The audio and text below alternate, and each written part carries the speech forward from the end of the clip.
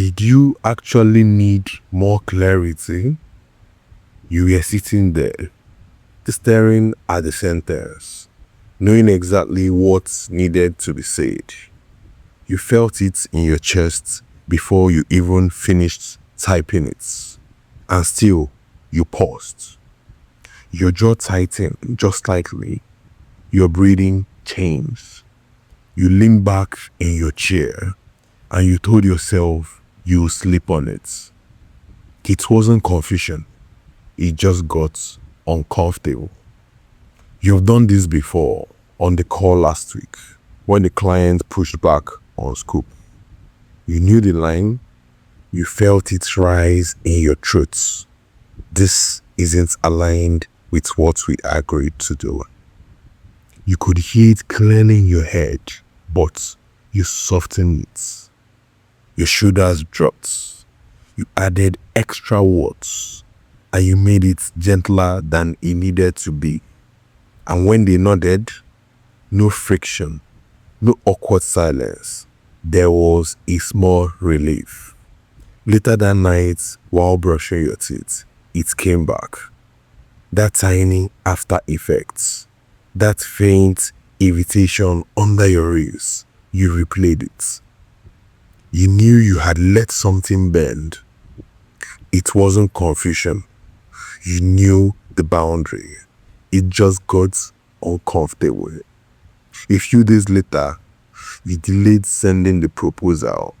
Not because you didn't know the number. You had the number. You even wrote it down. But your chest tightened when you imagined hitting send. You pictured the reaction, the possibility of rejection, and you told yourself the offer needed refining. You adjusted formatting, changed wording, and tweaked the layouts. There was relief in editing. Editing feels productive, safer, but the decision had already been made. You are postponing the moments of exposure, and you knew it.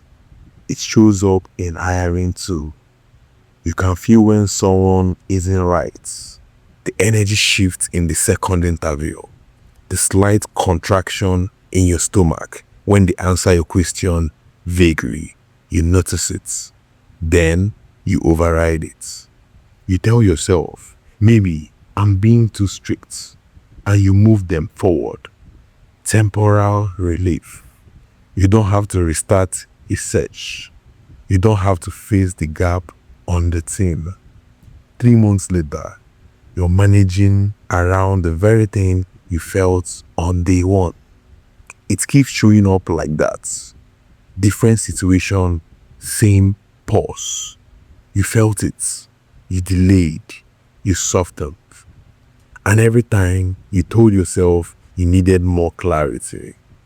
You've seen this before. It wasn't confusion. It was the moment pressure entered the room and you waited for it to leave. Week one always looks like this. Not a lack of knowledge, delay under tension. The split second where discomfort rises and you choose relief over direction. And this is where it widens. When you soften pricing, delay proposal, or hesitate on scope of enforcement, the immediate impact feels small. A few thousand here, a minor concession there. But 6 months later, your margins are tinier than they should be.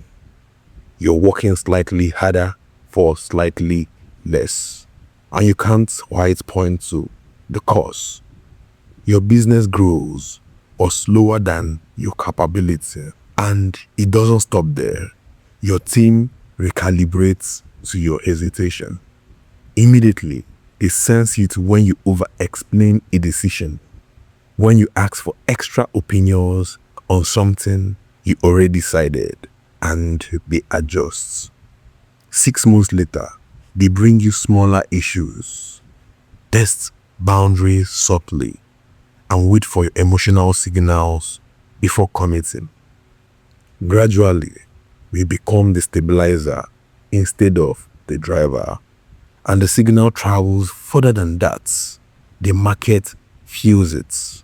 When messaging softens, when positioning blurs, when you hedge instead of declare, engagement immediately feels fine. Nothing dramatic. But over time, competitors with less skills but clearer conviction start pulling attention.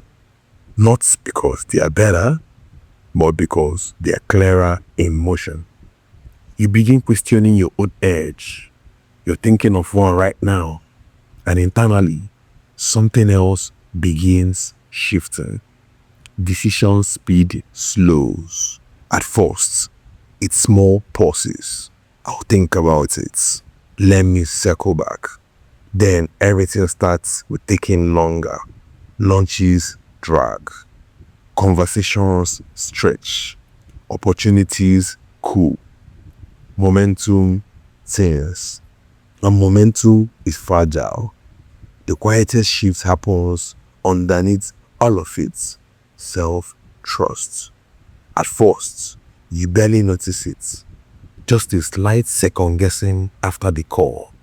A mild replay at night. Later, you start asking others what you already know. Gathering opinions to calm yourself. Calling it collaboration. We begin mistaking hesitation for wisdom. And that's usually where it starts costing. None of this begins loudly. It begins in that half-second pause. You knew the sentence, you felt it in your chest, you waited. Later that night, driving home or in the shower, it replays. You imagine seeing it cleanly. You imagine holding the line. There's a version of you in that replay that feels steadier. You have seen him before. At some point, you can't call it complexity anymore. You can't keep labeling it nuance. It's the moment pressure rises and you choose to lower the pressure instead of holding your ground. That's the pattern. Not a lack of clarity. Relief seeking. If you want to test these ones, start there. One clean decision while it still feels uncomfortable. You can wait until it feels better, or you can move while it still feels uncomfortable. This is where you get bigger. If this landed cleanly, you already know where you hesitate. Start there.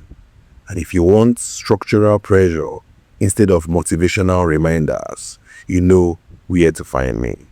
See you in the next one.